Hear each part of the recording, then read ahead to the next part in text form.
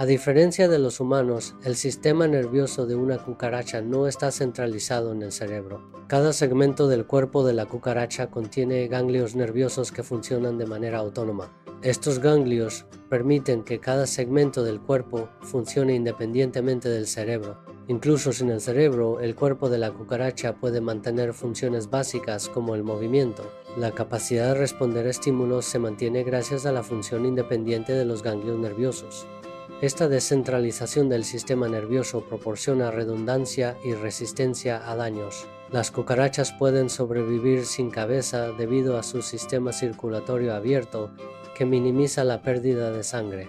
La respiración en cucarachas se realiza a través de espiráculos distribuidos por todo su cuerpo, no solo a través de la cabeza.